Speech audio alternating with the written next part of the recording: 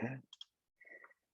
Welcome everybody to the last fireside of Kernel Block 4.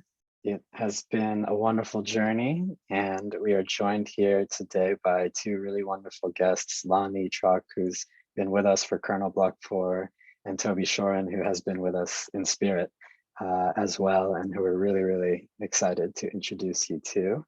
The way that we kicked off Kernel Block 4 was with these two descriptions of what we hoped kernel could be: an internet garden tended to by brilliant minds into Web3, and an underground stream feeding intentional Web3 projects, a place of honesty, trust, excellence, clarity, and heightened awareness, a place to practice and serve. And this last module brings us home to exploring some of these last two concepts, and we hope that the last 8 weeks have given us some other spaces for it as well. But we'll get back to service, we'll get back to places of giving in the gift. I'll be short on this slide that now everyone in the block has seen every time we've come through here. But Toby, just for context for you on just the types of people that are in here, know that beyond the titles, there are just incredible people. And luckily today, we actually have a few other slides that can maybe help some artifacts that hopefully can help us remember and explore the journey that we've been in. I have to admit that, the artifacts can only do so much, but what I wanted to bring back to mind was the feeling of the intros channel at the beginning of the block, where there's these, big walls of text, which are hard to read sometimes, but so often had these incredible, incredible stories that people were sharing about the places that they come from and the things that they do in their lives and just the beings that they are. And it's just been such a blessing for us to see these names and 8 weeks later have a sense of a bit deeper who some of you are. And I hope that that's true for each of you in your own special ways. One of the things that happened throughout the block is, of course, the learn track, and you had the build track, but it's always the most special in some way to look back at the types of juntos that popped up, which are the things that were of the volition of the people who were in the block and in some way make up some of the spirit of any particular block. You have conversations around credentialing in Web3, forming and growing communities. You have a meditation cooling ritual and cooling spaces from somebody like Vienna, on-chain archaeology, playing Among Us together, weekly yoga, an art dinner in New York City. All of these were just kind of like unique things that popped up over the course of this 8 weeks, and every 8 weeks is different. But it's wonderful to be able to just reflect on some of these. And we'll have time, hopefully, in the course of this time in the Zoom, but definitely in the Gather Town after the call, to maybe reflect on any other stories. And if you have anything you'd like to share, the Slack, today or tomorrow could be a good time to do it while everyone is still around. So we're really, really grateful for all of these juntos and for you being with us for this last fireside. We hope that as the world opens, there'll be more pictures like this all over the world. This one on the left from Toronto, the right in Lisbon, and I know there's many other pictures we could choose from, and hopefully into 2022, we'll get together more often in more places. So with that, one of the artifacts that has helped us and given us structure has been this slide, the kernel block in story form. And we are now at the end of the story, which hopefully you've noticed at this point is kind of a circle. And I'll pass the mic to Andy to maybe give us a bit of priming on the week before we introduce our guests. Thank you very much. You've put the circle up and not the principles, which is wonderful, because it's all the same thing, just in different form, different words, same moon, different fingers. And I think that's last week we spent a fair bit of time before getting into a very beautiful conversation with Daesh and Jasmine, speaking a little bit about censorship resistance and the manner in which deeply intentional and conscious approaches to the ideology and spirits of the cypherpunk movement allow us to shift questions like censorship resistance away from the ideological and into the engineering. That, you know, we are capable of, instead of coming up with political rhetoric, writing executable language and building both threat and cost models which don't enshrine some constitutionally imagined ideal. They instead agree upon a certain set of consensus-based rules which allow us to price meaningful speech and therefore regulate expression in ways which have previously not been available. That doesn't mean that ideology and spirits are no longer important, though. You will know by now deeply this notion of complementary opposites. It's wonderful to be able to move toward the tangible, the practical, the measurable, the quantifiable, the engineering. But that doesn't mean that the ideological underpinnings, the philosophy, the wider conceptual perspectives are any less important. It's just that we can more clearly see both, and with that kind of humility that we've been talking about since the play of pattern, decide where it is that our particular and contextually appropriate trade-off is. In so doing, we can come to this final principle of kernel, which is that giving is sacred. And sacred is this difficult word to deal with, given the particular connotative trail or trace that it drags with it through institutionalized religion and dogma and oppression and violence. But what we take it to mean in this particular module is that which is bigger than me, and indeed bigger than us even. The sacred is both that which is bigger than us and which gives meaning to my particularity. There is this double directedness in it, which exceeds perhaps even the notion of quantum thought, right? We've been speaking about how this is not just both and thinking, what is traditionally called the scholastic mode of holding 0 and 1 in mind simultaneously. But it's both and then beyond, in the sense that we look at the infinite spectrum of possibility that lies between 0 and 1. And what I am suggesting here is that when we are very clear about what the particular spirit and ideology is that informs our approach and our perception in the world, we can move beyond even that. In knowing how to give, in knowing how to ask for help, in knowing how to receive, we can come more and more in our own lived experiences to recognize that none of this is ours, and yet we still have the ability to give it. And in this is a mystery which is truly unspeakable. All that can be done is life itself, right? If we are capable not only of understanding the nature and structure of gifts, which is not one of expectation or projection, but the point that is made in like this gift-giving module is that if you look at the web itself, or indeed something like Bitcoin, but there are many other examples of this throughout history, and not just in computer science or hacker culture, in which like Tim Berners-Lee and Satoshi Nakamoto have to give away the web or the Bitcoin source code in order for it to be what it is. The protocol doesn't encourage giving. The protocol is the gift. And that's what allows for this unfolding realization of the generosity inherent in each moment. And I think that's when we are capable of seeing that, we can scale our own ability, right? Which is our own honesty, our own humility, our own ability to include wider and wider and wider perspectives, to hold contradiction and paradox and see the joy and creativity that live within that, not just the confusion and conflict.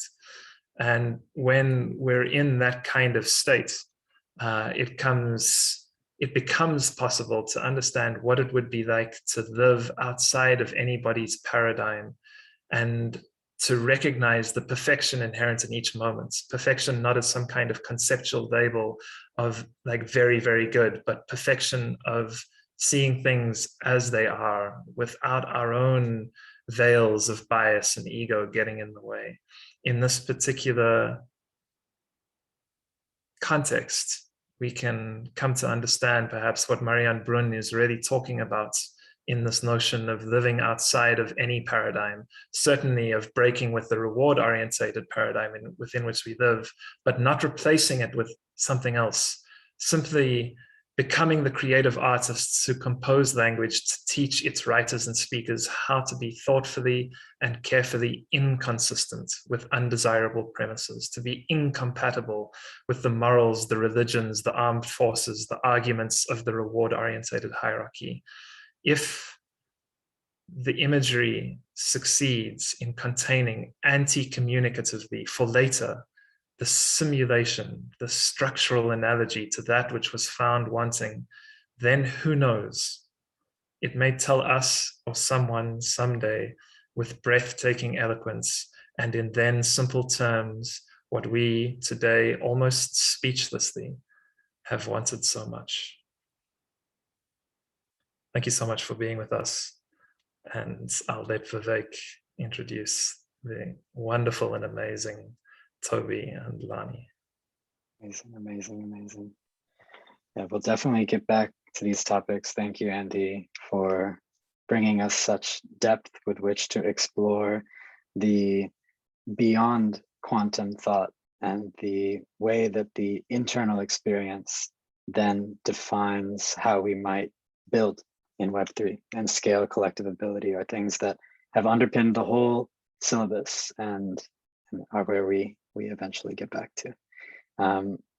Two people who in many ways have reshaped the way that I think I can move through the world are Toby and Lani. They both have done so in different ways, and I'll tell a few stories, one perhaps of each of them. I had a conversation with Toby earlier this year, which was I was standing at Battery Park in New York City on a sunny day.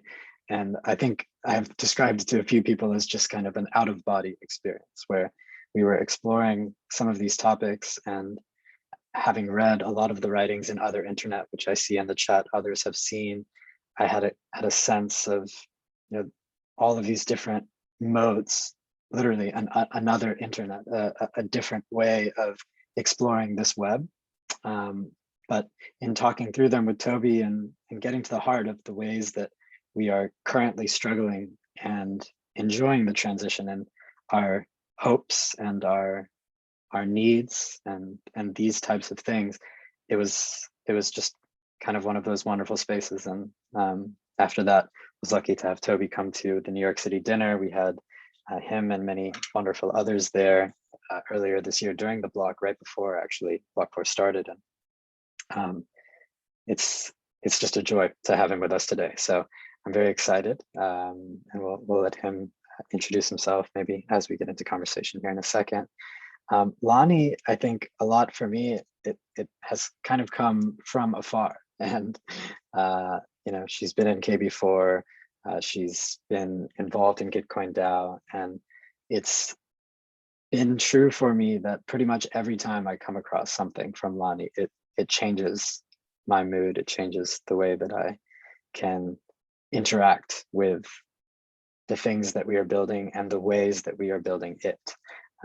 So often there's something just innate in the way that she shares and the work that she does as an artist in residence at the Philosophical Research Society, that kind of seamlessly goes beyond these two things, but beyond internal world and external world, beyond our internal state and how we will be building Web3 towards just kind of an experiential joy. So I'm really grateful for Lani being with us in KB4, and I think that the combination of Toby and Lani will be a wonderful way to end the block.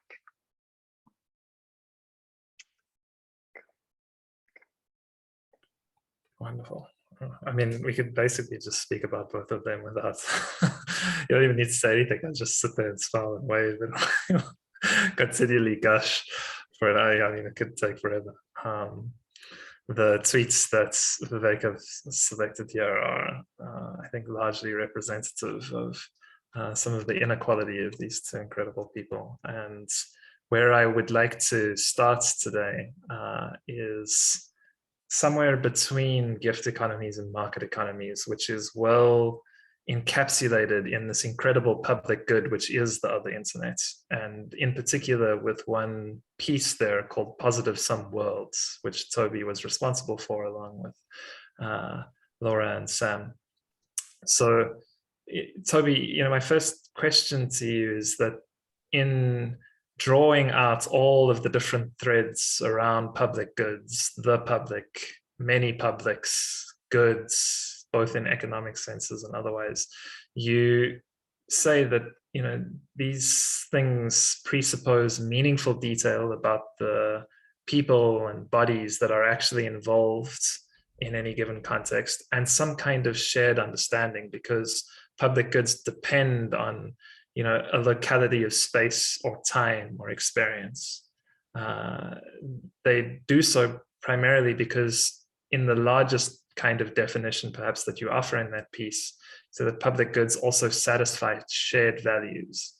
And yet in crypto specifically, there is this kind of inherent tension, because it's a point very well made in that article that we do not discover shared values through individually revealed preferences. We have to invite dialogue. We have to speak about what is valuable, And in speaking about what is valuable and holding these dialogic spaces, we have to explicitly incorporate different conceptions of worth. And so there is this wonderful tension between shared values and different conceptions of worth in dialogue.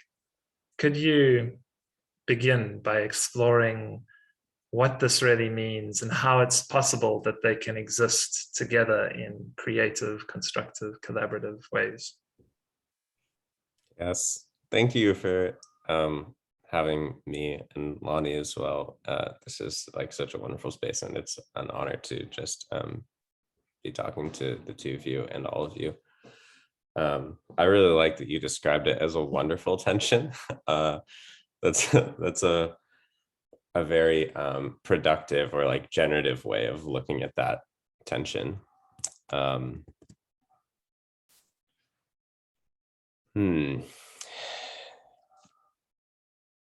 Yeah, the first thing I maybe think of is, like the theme of locality, which you mentioned.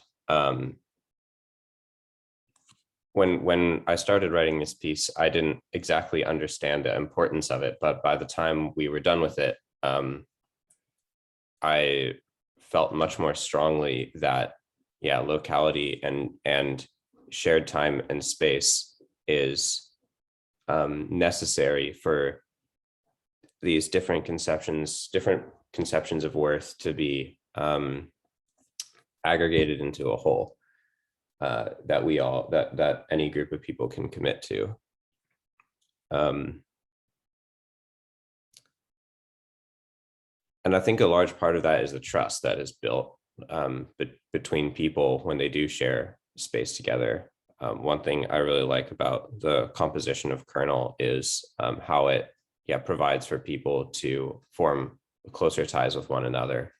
And it's with that that closeness and trust that it becomes possible to share with one another what is truly feels meaningful and right. But a new way that I'm thinking about this after the piece is thinking about it in terms of needs.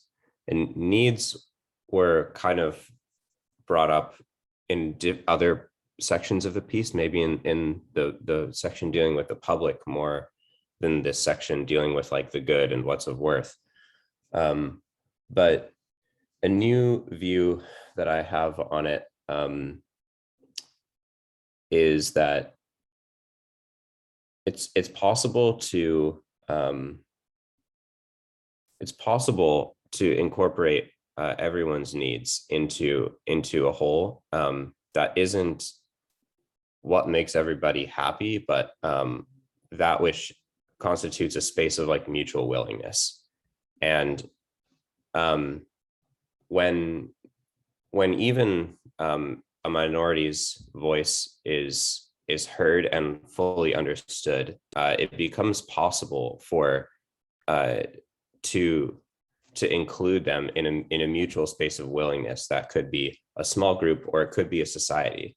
And I've been thinking about this because I've been looking at like nonviolent communication as a practice. Maybe some of you are familiar with it, but it's a practice of communication and group dialogue that is focused on accepting people's needs and understanding that needs are not, non-controversial. There's a non-controversial essence to every need that's shared. When I think about, I don't really know how to close this this question, but those are some things I'm thinking about when it comes to the tension between different conceptions of worth and bringing those together. Maybe thinking about needs and communicating needs is not exactly the same as like what's of worth or what can be considered good, but it is a way to activate them in dialogue with one another. And like I kind of think that work, being in a space where we acknowledge one another's needs and are honest about them, is almost upstream of like coming to agreement on shared values. It's only if we can like trust each other in a space and like trust that if we have needs, like they will be heard and known and incorporated into a whole, that we can even begin to think about sharing what we think might be right with one another and like acting on that. Beautiful. Yeah, thank you. It's reminiscent to me of this notion that in fact in the honest and clear communication of my own needs without necessarily projecting simultaneously the expectation that anybody will satisfy them, I too am offering a gift. This notion that the most difficult word I can ever say is help is in fact in and of itself an act of thanksgiving, an act of giving the other the opportunity to play a role that all of us enjoy. And in that regard, Lani, you've done so many incredible works. It's difficult to pick one, but one of your more recent works kind of touches a little bit on this particular tension, that you want some kind of shared value, and lots of different people come into spaces with completely different notions of worth. In the unified field, an installation that you did at La Municipal in LA, I'm so interested to examine this thing of like unified field, or an integrated way, is not unitary, it's not univalent. It doesn't mean that everybody thinks the same, right? There's something else going on in these spaces where people remain themselves, are in fact their most authentic selves in some way, and yet are cohesive. Yeah. How does that play out in your work? Thank you. It's also just such a delight to be here with you all. I met Toby very early on in my Web3 journey, so this feels sort of full circle to be here together today. The question that you're speaking to, I think, is one that I find more and more activated for me as I participate in Web3 communities. I think there is a misconception sometimes when we say unity consciousness or the unified field, that's sameness or like one thing, right? But I think actually it's about strengthening our collective fabric through honoring our diversity, so that unity consciousness, for me, it's not just coming into like one thing. It's about honoring each of our unique contributions to the collective whole, that we are fundamentally interdependent and interconnected, but that each of us is uniquely valuable and essential to that collective. We each have something that is uniquely essential to bring. And actually in the gift, in the kernel syllabus, one of the things that really struck my heart is diversity in ways of being is an antidote to scarcity-induced competition.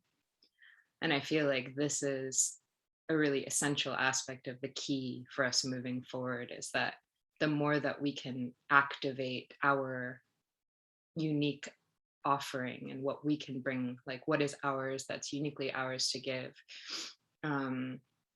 that's part of the healing I think we're going under, that we're in the process of as a planet, that we're coming into an awareness that we are not all the same, that we all have a unique perspective, a unique gifts to offer. And for me, especially, like I find that especially participating in DAOs, my experience in Gitcoin DAO, it does this naturally. It's a natural byproduct of the process of participation. Like it's self-selecting and self-organizing, and everyone comes forth and says, this is my unique offering, this is what I have to give, and this is where that can fit in. And yeah, I feel like part of the challenge that we've been in as a society is trying to fit ourselves into these prescribed notions of what our careers should look like or what our lives should look like, rather than really going into a space of self-reflection and self-awareness, and then listening to like that voice within that tells us where we're meant to be, where we feel called to offer our gifts. And yeah, I feel like that there's a pain for not feeling seen or recognized for your unique contribution. And I think this is one of the most beautiful potentials of Web3 for me, is that there's these natural mechanisms that are starting to activate and invite us into sharing our unique contribution to the collective. And in this realm of the conversation about public goods, is not only activating our unique potential, but then being able to activate it towards making the world a more beautiful place.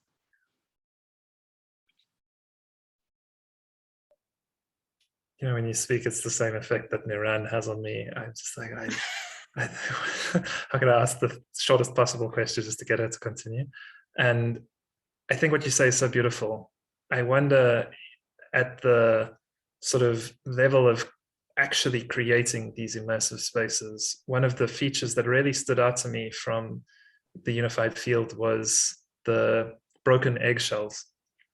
I love those, in addition to the multiple colors and the I mean, all of it is beautiful, honestly. It's difficult to pick anything, but these broken eggshells are, to me, in some way, like liminal symbols, right? Symbols always exclude, and yet there are certain symbols that exist on the edge, this liminal space, that like somehow make things more permeable, that somehow invite participation, that invite interpretation. I wondered if you think about that in your own practice, like what kinds of questions are you asking yourself when you're choosing artistic elements that will honor our resilience in diversity? Thank you for noticing the details. That's meaningful to me. That particular detail, the cracked shell, has been with me in my practice for several years in different forms. And for me, I'll say first is that my artistic process is highly intuitive, almost exclusively intuitive. I almost never intellectually decide to use something or to investigate an idea. My process is physically intuitive. I'm exploring as my being is drawn to a particular object or aesthetic idea. And the meaning, the intellectual or ideological meaning, is always revealed to me through the process of creation. And I'll say that working with this shape, this very universal shape, you know, it's maybe the most fundamental, right? The eggshell, like the point of creation or entry into the world. For me, working with this shape has been an invitation into an awareness of our sameness in origin, but also our subtle diversity. Like if you pick up an eggshell and look at it really closely, they're all slightly different colors, different textures, cracked slightly differently, right? But they all have a similarity. They have a common shape and common characteristics. And you know, I think for me also, this is really speaking to this moment that we're in, where we're in this birthing process of creating a new world. And this old one is breaking away and falling apart, and we can still see the remnants of it. And there's this new world that's trying to land, but it hasn't fully taken shape yet. You know, there's whispers of it, there's hints of it. And I'll say, like, you know, in my work, there's often plants suspended, right? And this is this representation, the tension between the old world that we're, you know, coming from, and the new world that's being birthed out of that, and the new world that's trying to land on Earth. And I feel like, I would say one of the primary purposes I've identified for myself as an artist is to build bridges between these worlds, both physical and metaphorical. And in the idea space, to imagine radical visions of what the future, what the world might be like, what it might look like, what it might feel like, the more beautiful world our hearts know is possible, as Charles Eisenstein says so eloquently. And I think that this shape is an invitation to imagine that world from each of our unique perspectives. Like, I feel this is essential moving forward, that it's not this, you know, as is so beautifully illustrated in the Positive Some Worlds piece, that, you know, historically, what we value has been decided by a very small group of people. And moving forward, it is essential that we activate our collective intelligence through a diverse group of perspectives, and really create ways to honor that diversity and let it be a strength.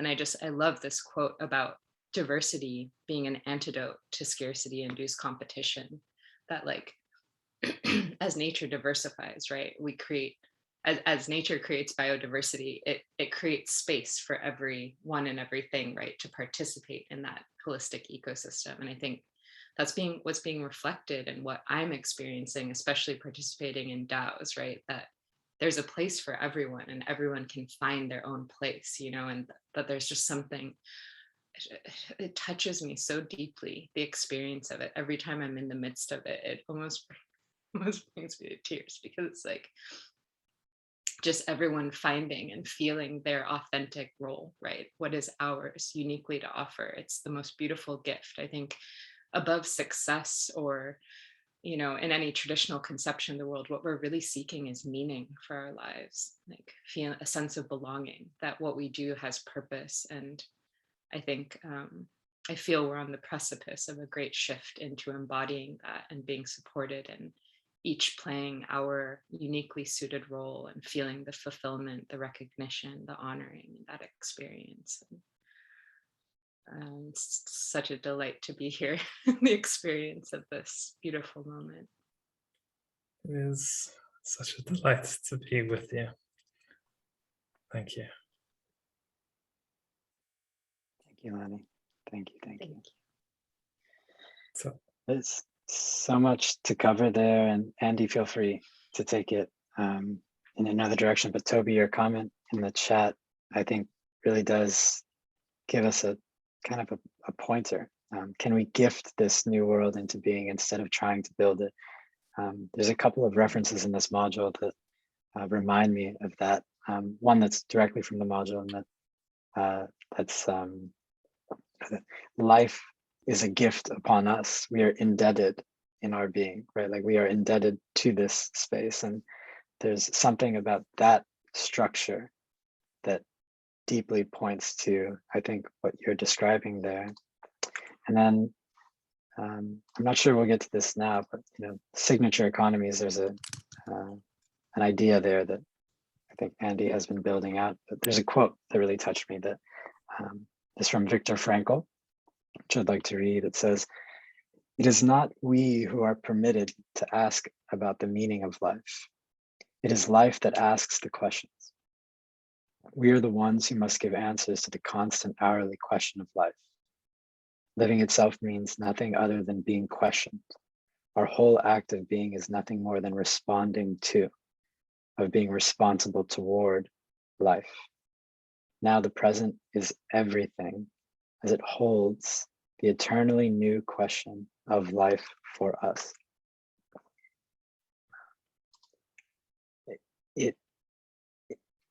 It really reminds me of, Toby, your wording here, because of like gifting the new world seems to somehow connote an internal state that is very different than trying to build it. And it feels that there's a really important distinction there. Yeah, it feels important.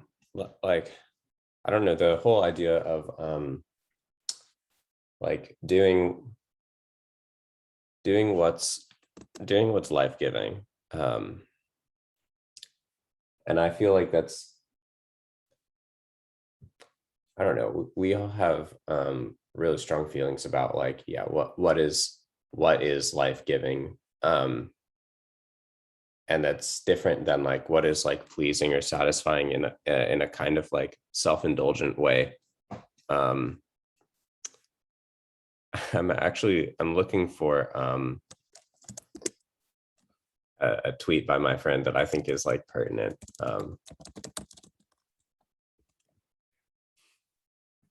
He said, "I don't want to engage with a governance platform. I want to live my life.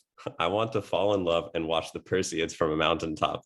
Every incentivization of my behavior is a distraction from and an attack on the life I see as valuable."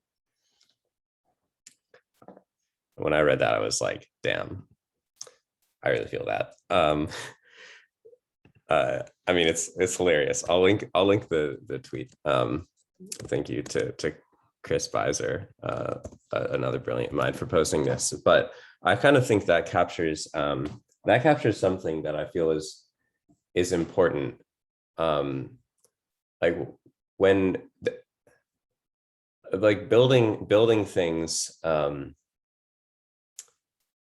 and like whether it's it's time to build or build with the spelling of like hodl,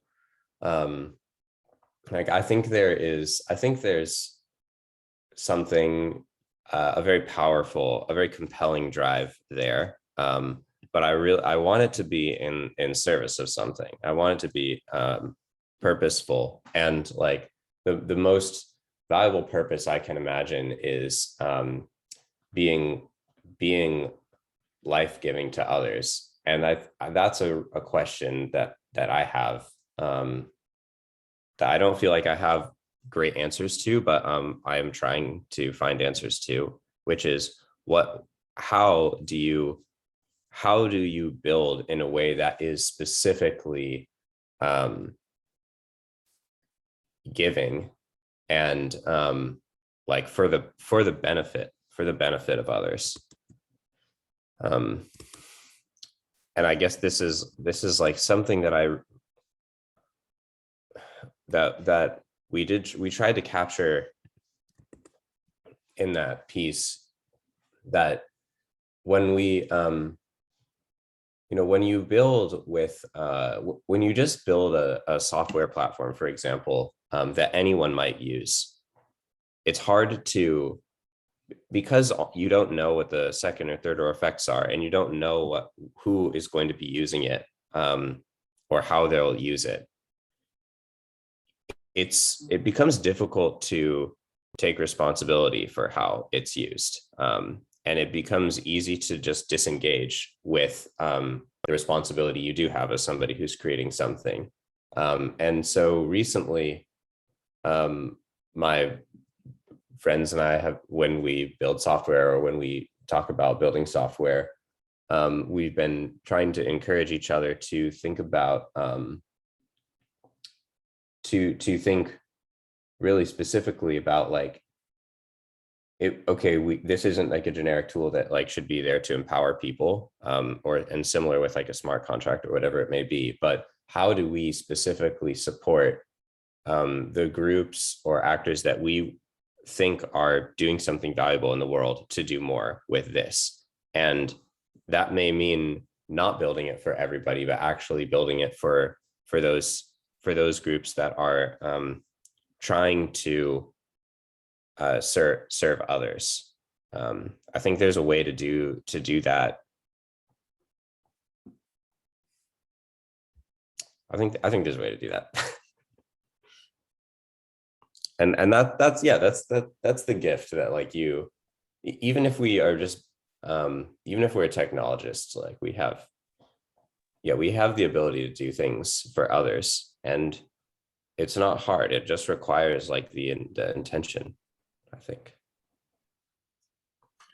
So one of the interesting ways in which I've heard this particular thought approached, and it is deeply beautiful and very noble, is that, you know, as we have explored increasingly powerful kinds of technology, we have become more and more familiar with the theory surrounding the games that these platforms instantiate. Mhm. And these days we can talk about coalition games, multiplayer games, all sorts of different games. One of the things that we're still not perhaps very good at is the language of the game itself, which revolves a lot around words like worth, value, benefit, other. And it's one of the points that you make in your piece, you know, like this notion of good is not just a reductive economic one. We can look and we can say that privacy or freely shared work or liberalism or accountability or democratic participation, and participation in the way that Lani has so beautifully just spoken about it, are valuable beyond that limiting notion of economic good. And in that piece, one of the most beautiful ideas I think that you put forward is that positive externalities make others' benefits axiomatic. It makes the benefit of other people primary, the ground from which all work happens. And the really interesting linguistic feature of this, in terms of the language of the games that we play, is that all of a sudden, if how other people benefit is axiomatic, then this notion of the free rider becomes, in fact, a wider public whom we ought to be serving. And there's no such thing as a free rider, depending on the language of the game that you play. When the language doesn't carry these ideological traces that Marianne Brunn is talking about, all of a sudden, free rider becomes a wider public. And I wonder if you have a few more thoughts on that particular idea. Yes, I really like that point. For those who aren't familiar with this particular like niche idea of economic theory, it's you know, free riders are those who do not contribute to a public good but only extract from it, not contributing back to regenerate it. And they are indicative of market failure. But the very idea of public goods or like generating positive externalities for others assumes that others will benefit from what we do at limited, perhaps limited or no benefit to ourselves. And that's not, they're no longer free riders of what we do, of what we create in that case. they're the happy beneficiaries and recipients. And that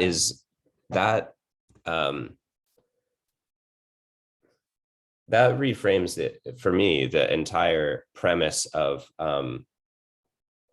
like the idea of a public with various goods that it like extracts from them, sometimes like works to regenerate, in terms of different groups who choose to care for others in who are adjacent to them.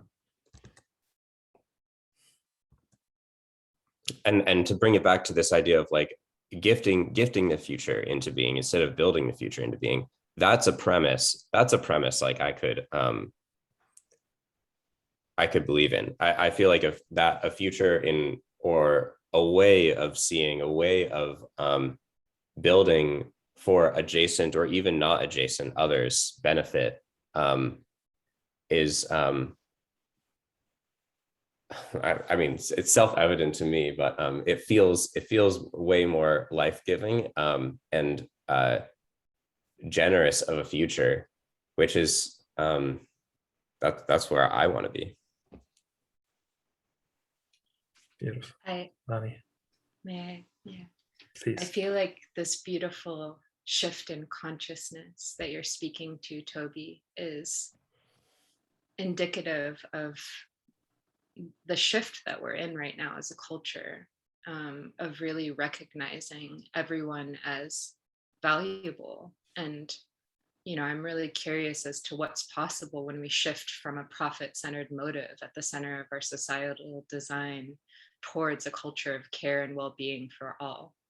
That we really recognize everyone and everything as fundamentally interdependent and interconnected and essentially valuable to that collective whole. And, you know, I think when we recognize that we are interdependent and interconnected, it creates a moral imperative to care for every aspect of that whole, right?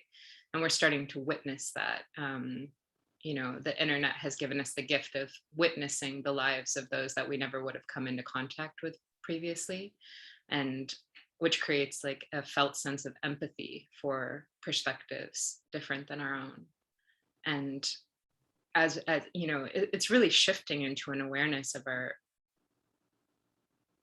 you know, that we are, as nature is, as we are inseparate from nature, an interdependent symbiotic organism. And, you know, this beautiful essay from Robin Wall Kimmerer, The Service Berry, I feel like this captures this so beautifully, that, you know, nature gives its gifts freely without an expectation of something in return. It's a trust in this flowing mutual reciprocity that moves through the ecosystem, that everyone has a role to play and a gift to give that is received by another and then transmuted into another gift that's received by another. And it's a, you know, it's a web of relationships. It's not singular transactions the way our modern society has been constructed, you know. In that beautiful clip from Charles Eisenstein, the Sacred Economics, he speaks to this so beautifully. Like when we exchange money with someone, that's the end of the transaction, you know, there's no relationship. But when we can engage with these more flowing modes of exchange that build relationship over time and honor our dependencies on one another. You know, there's this funny thing about, you know, the myth of the modern man is this like island of self-subsistence, and that, you know, you can do everything, do it by yourself and pull yourself up by your bootstraps. But no man is an island. We are all flowing in the sea of interdependence. And I think honoring that and building our structures around that awareness that we are a web of relationships, we are a symbiotic organism dependent on each other, dependent on our environment. It creates a real incentive and moral imperative to care for each other, to care for the world around us. And yeah, I'm so curious as to what that world might look like when we really start to take care of each other, take care of ourselves, take care of the planet, and are incentivized to do so. I feel that we're in this really beautiful position being here, building with this technology, that we can build in incentives that honor that awareness. And we can reimagine society built on a culture of care, that the care and the stewardship and the well-being of everyone and everything is the central objective towards human flourishing and civilizational longevity, as the positive sum world so eloquently states. What That's the you're world reminding that I me want of, to live in. oh yeah, what Good. you're reminding me of is that I'm grateful for is that, like, yeah, asking for help being a gift. And I guess I can, at least in my personal experience, when I started being more comfortable asking for help, which may not surprise you to ask, was like not that long ago in terms of my total life. Same. Yeah, I found my relationships deepened quite a lot, and yeah, it didn't put me in a position of weakness as I kind of had felt that it did. And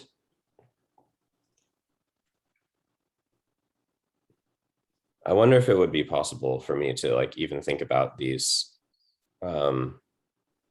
things, or like write this essay without that. I feel I've had an appreciation for others' suffering for quite some time, but like not an appreciation for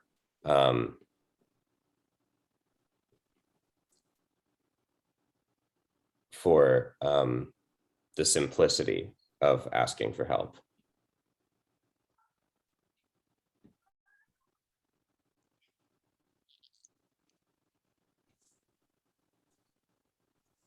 Incredible.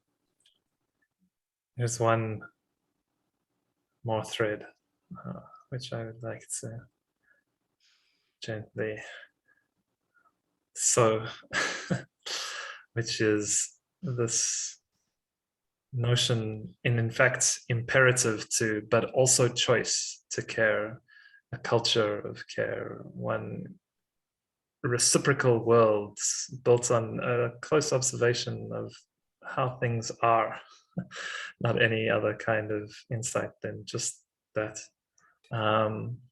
is at the bottom of the piece on the gift is a page from a book called Zen and the Birds of Appetite. It's written by a Zen adept called Daisetsu Suzuki. And he says that the genuine giving consists in not cherishing any thoughts of anything going out of one's hands and being received by anyone else. That is to say, in the giving, there must not be any thoughts of a giver or a receiver, and of an object going through this transaction. When the giving goes on thus in emptiness, it is the bead of dana, the first parameter, directly flowing out of prana, the final parameter. You find this same notion, Lani, in the service berry when Robin says, what use does the tree have of berries other than as a way to make relationships with the birds? There's no, not the final, but one of the really beautiful threads in giving, in care, in service. Who are you serving? It begins with the others, and there is great and deep value in that. There is necessary healing. There is such an incredible amount of ongoing eternal work to be done there, right? But beauty is to prepare us for work, and work is to raise us up. Raise us up to what? There's no giver, there's no receiver, there's no object that is given. There's no, it says in the Paramparamita, the diamond cutter, no cause. A bodhisattva cannot give a gift as long as they believe in cause. This is, the notion. Without cause, you are given being. Without cause, give it back. And I wonder if perhaps you have, Toby says in that piece that with new media, private people become publics, and those publics are then embodied as political institutions in the sense that we've spoken of them in kernel, rituals and customs that enact new vistas for storytelling. I wonder if you have a story to share in this particular realm of trees and berries and bird songs, and no giver or receiver, just the flow of generosity.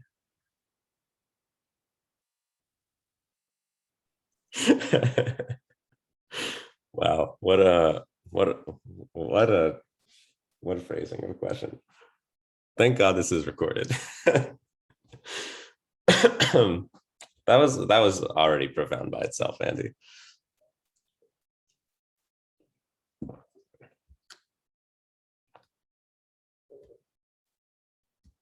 I don't know. I mean, I am fascinated with, recently I've been reading a little bit of Vaclav Smil, the world's preeminent energy scientist. He has written like 12 books on energy, and knows everything about like the world's energy, from food supply to the amount of calories that are the amount of calories in the average cubic mile of dry matter, to I'll type it in the chat. Vaclav Smil. His books are quite dry, but he is erudite. And when I read his books, I get this really wild feeling about like the completely unintentional, causeless properties of life, which are simply given by the sun. Like the energy of the sun permeates everything that we have created and are sitting on now. It is simply given, the way that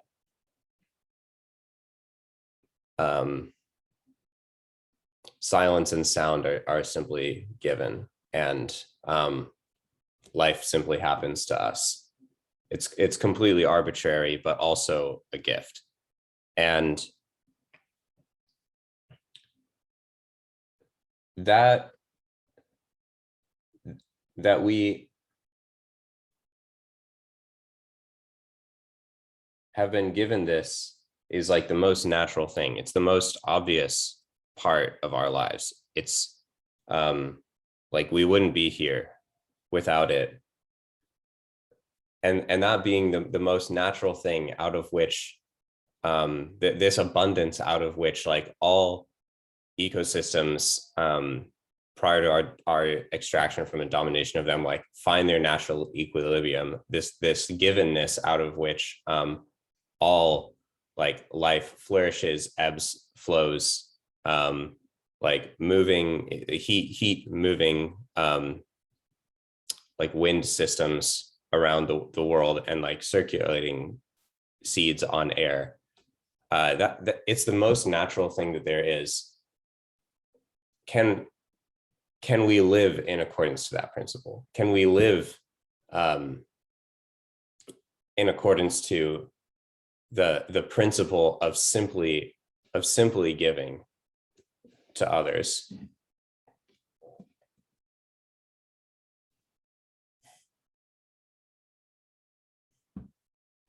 Wow.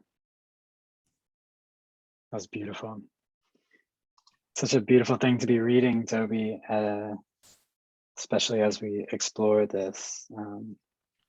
Another very small quote from the syllabus is, "Without cause you were given life, without cause give it back." There's like a lot there, perhaps.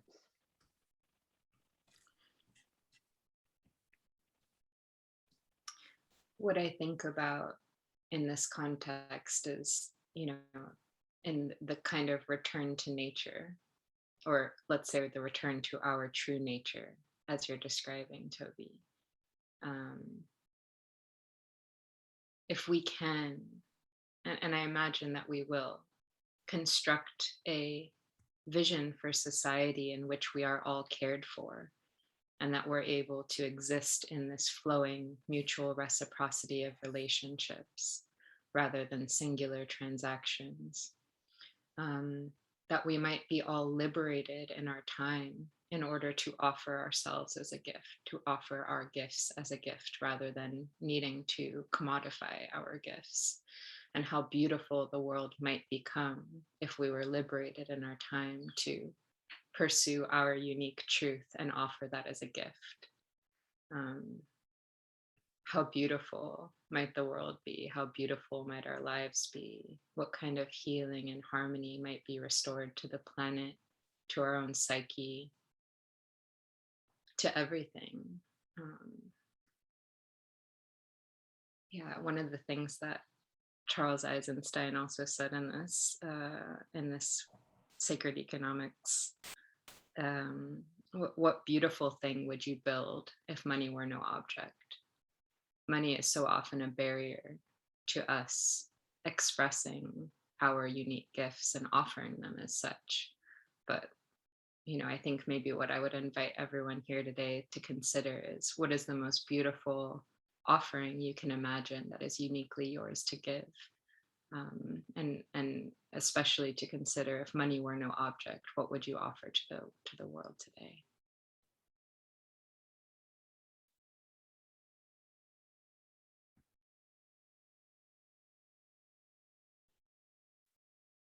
Thank you for asking that question.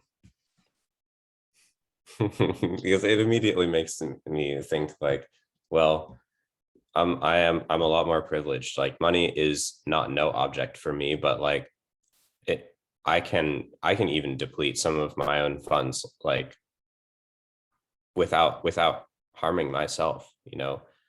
But and there's much more than that too. There's much more than that to give. What's really a gift is like being able to have this conversation here and like speak honestly about some of these things. I'm not like trying to be, I don't think we're trying to be instructive. I'm certainly not. Like where else could we have an honest conversation about this stuff in like a Web3 context or like a work context? The fact that like this could become like some of our work, or it like already is, like this is the work that like some of us are doing or find worth doing, is yeah, it's like a blessing to be here with all the people who are in this room. One of my favorite parts on the other internet website is a simple line at the end. It says, "Walk with us." Not like join the Discord, not. I know there's so many things that it's not, but one of the things, talk about one word Andy has embedded within Kernel is co-conspirators. Co-conspirators meaning people who breathe together, which is really nice. And Andy, I think we probably have to get into Q&A, but just something that's on my mind, at least, as Lani talks about, what would we do if money were no object?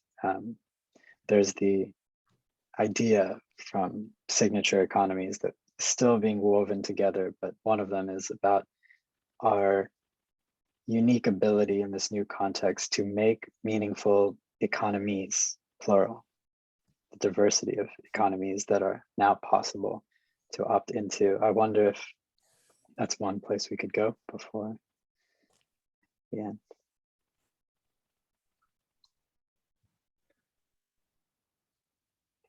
The word economy, as Rich will tell you, comes from the Greek oikos, which means home. It means home management. And when we really look into the meaning of any of our words, truly this applies to every word. There is a double directedness in every word. It is singular. This word right now that I speak will never be spoken again. And yet it has to be iterable. It has to be, you have to be able to lift it out of its context and quote it somewhere else, or use it in a different sentence in order to produce a completely different meaning. And so words by their very nature have a double directedness inherent in them. And home is one of the most beautiful ones. it speaks to what Lani was just saying, return, right? Origin and destiny are the same points, and all this movement in between is to understand both beauty and terror and see them as part of a unified whole, not the same, different faces of the same simple fact, which Toby spoke of. And I think that when we look at this notion of home, we understand it both as an irreducible internal feeling and one which is only possible in relationship, familiarity with others.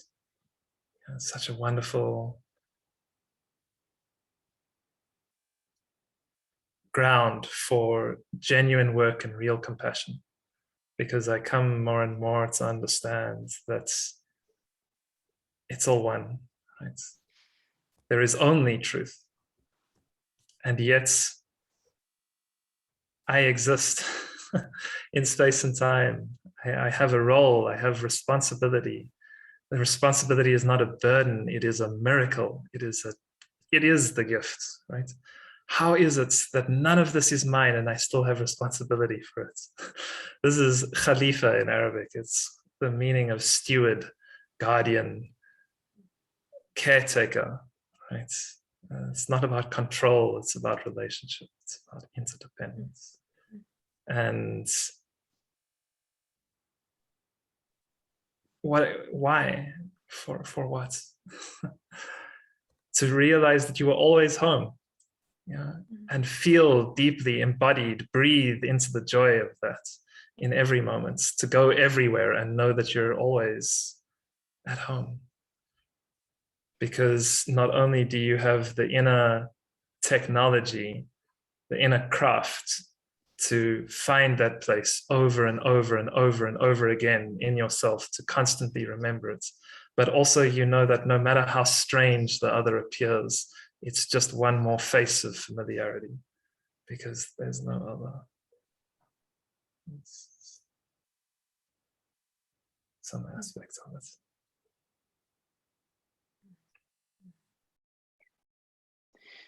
Thank you, Andy. We only have 7 more minutes, 6 now, on the calendar with Toby and Lani. So I want to thank you both for your time. Maybe we could do 1 question or so for Q&A if we have time. Yeah, I have a few minutes if we go over a little bit. That's okay for me. Okay. This is wonderful. Okay, some great stuff that's coming into the chat. I wanted to start with Lauren or Amir from the incentives related conversation from prior. If either of you is willing, then we have Sid Code's great question after that, if we can. Yeah, I can say something. Can you hear me? Yeah. Yes. Great, awesome. Yeah, I mean, I found that tweet to be striking. I went and I took a look at it. I don't want to engage with a governance platform. I want to live my life. I want to fall in love and watch the first sides from a mountaintop. Every incentivization of my behavior is a distraction from an attack on the life I see as valuable.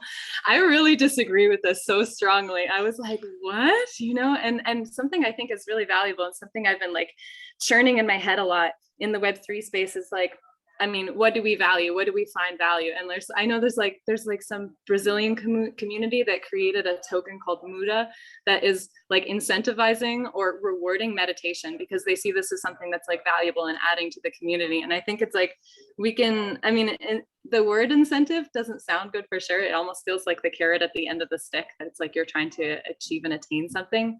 But I think that there's so much power in our ability to like say that cleaning rivers is really valuable. And this is like a public good and it's something that we all benefit from. And then so it's like there are incentives for cleaning the river and then we can all enjoy the river. And then it's like we can, using Web3 and blockchain, I feel like we can create new systems that are getting us away from this, like we need to like push to be productive to like then succeed in life, and rather like we can actually like add value to ourselves and to the earth, like take care of each other and in communities. And like we can use incentives to also like spark this kinds of behavior. Like we're creating tokens and then we're giving these tokens to the people that are doing good work on the ground. So but it was like commentary more than question, but I would love if you have anything to say in response or just your thoughts on that.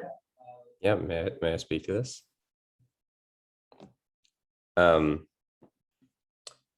Yeah, what you say, like, touches on classic problems in economics and governance design, and like, yeah, the great dream of the mechanism designer is to, yeah, be able to incentivize, or is to, create good behavior in a society. And when it comes to like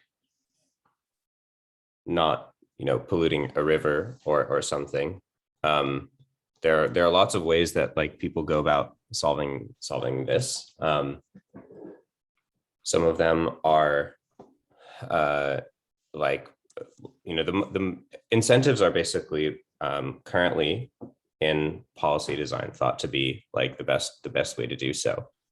So that can come in the form of tax breaks or fines and demerits imposed on corporations, and for doing that, or on people. And the thought is, if you can construct a system of incentives that like is fully encompassing, then people and corporations' behavior will be priced in.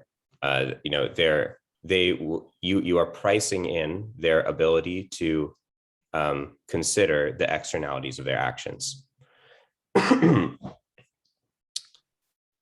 However, this a lot of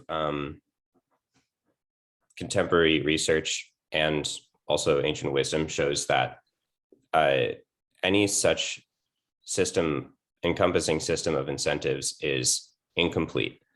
One of the reasons for that is, much like prices, incentives send messages to the person who's being incented to do something. For instance, it's probably intuitive to you that if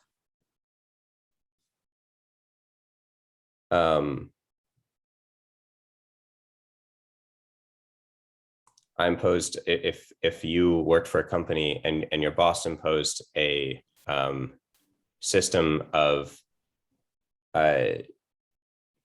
if you don't work above a certain hour, like number of hours, then like you won't get paid. You probably wouldn't want to work that much above that limit. Incentive systems send messages to people about the level of trust the person who's incenting them has. And while it's not true in all cases that they deplete moral behavior, in many cases they can. So it's really important when we're designing incentive systems to understand what effect our incentives will actually have on people. That requires a lot of testing and research. So my response is that incentive systems aren't perfect, and they are not very well understood in Web3. As deeply as they are part of the discourse, they are not well understood in Web3, even by some of the most advanced political thinkers in this space. There's not a recognition that incentives are not a perfect substitute for moral behavior, and that moral messages, on the other hand, can sometimes substantiate or like fill the gap that incentives leave. So my message to others is like, if you're designing a DAO, for example, like if you want people to contribute in a certain way and you want good behavior, you need to also make it a moral imperative. but you should be very careful about what you make a moral imperative, because often you're trying to get people, because that might lead into like trying to get people to work for no money. So there's also like a moral imperative for us as like incentive designers to like use moral messages and value-based incentives very carefully. Mm-hmm. Cool. Let's do maybe one more with Sid, if you don't mind. And I think this one is a great call for conversation beyond. Sid, please. Yeah, so it's a simple question, but the answer may not be simple. Like, how do we build systems which encourage gifting? I would like to kick us off with this. I've been thinking about this a lot, and I think the first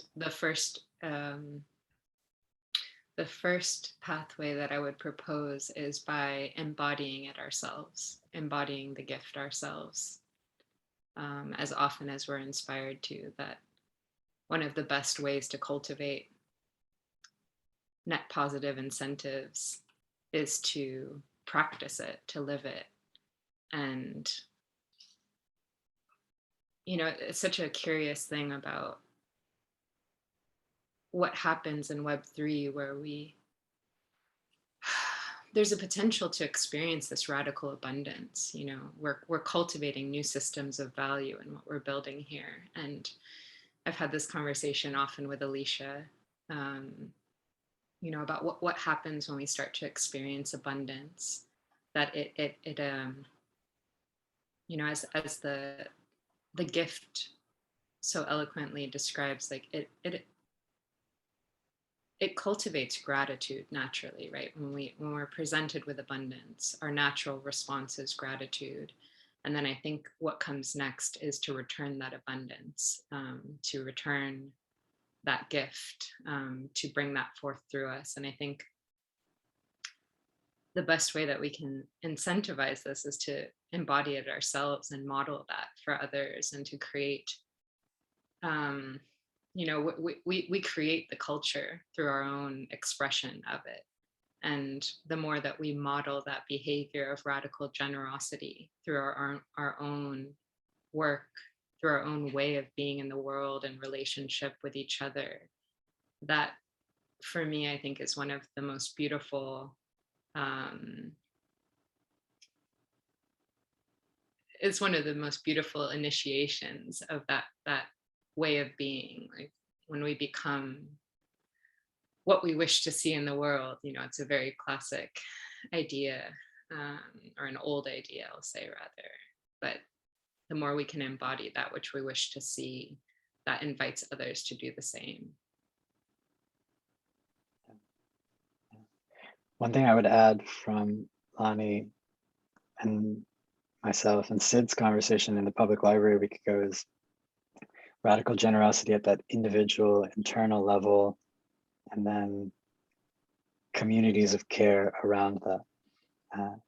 Referenced a post, one of my favorite ones by Andrew Cortina, which was "The Hero with 8 Million Faces," which is the name of the post I'll share in the chat. But he tells stories about the different small things that his mother and father did to care for him and his sister as they grew up, and the ways that and perhaps other communities of care can provide the preconditions for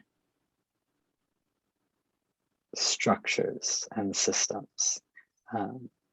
And to Toby's point, one of the most important features of these systems, in my opinion, is adaptiveness, not any particular incentive that becomes too much of the norm.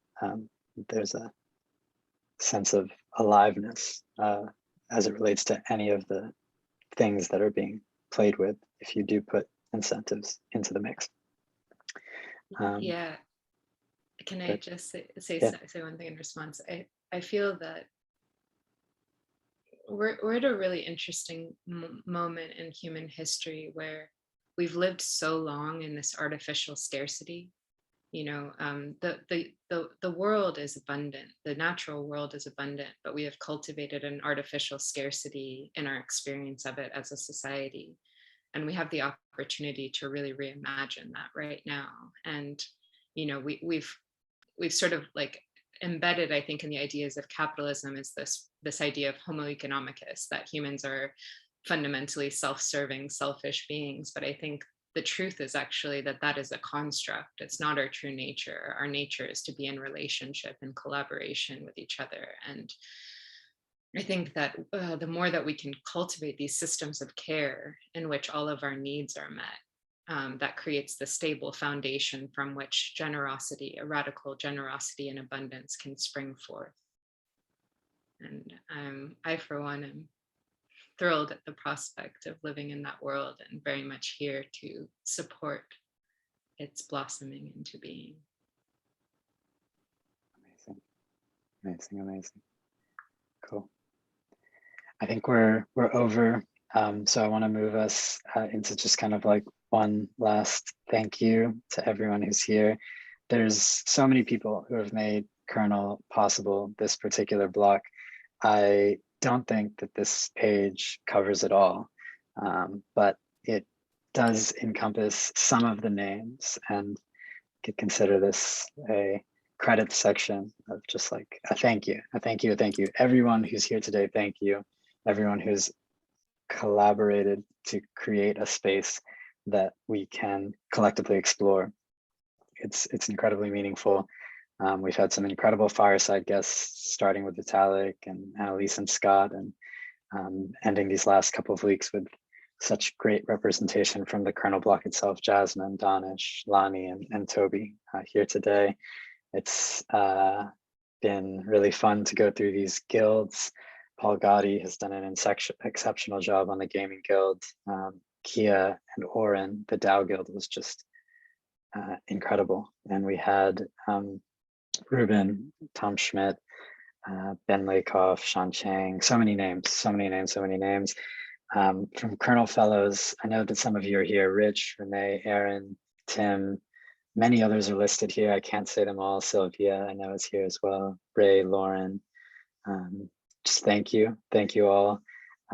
It's our hope that this 8 weeks, as always, is an introduction, and that in the last day or two, if there are people that have touched you that you want to say kind of a see you later to, the Slack is still here, and the story will continue in ever expanding circles, we hope.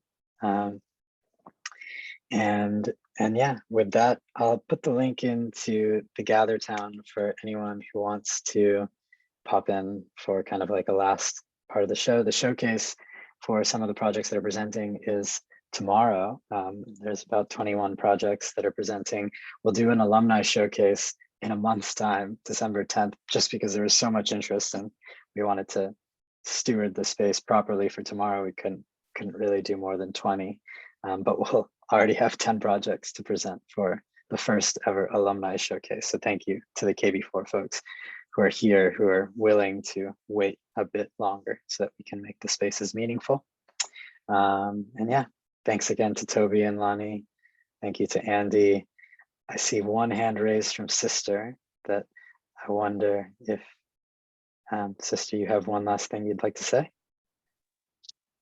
I do. I want to say, give thanks and praise for the Mother of Creation. Thank you for all of the upliftment and amplification and clarification and wise mind and wise word from the whole Kernel family.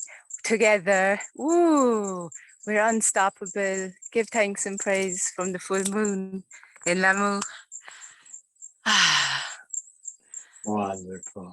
Wonderful. Sister is hosting a moon ceremony tomorrow, which I'm very excited for. It will be the last official Junto of the Kernel block. Sister, thank you so much. Thank you so much. Wonderful. Let me grab the link to the Gather Town. We'll see some of you over there, I hope, for a bit of hangout time. Oh, okay. Thank you, Toby, Lani. Feel free to pop in, but totally understand if you have to go.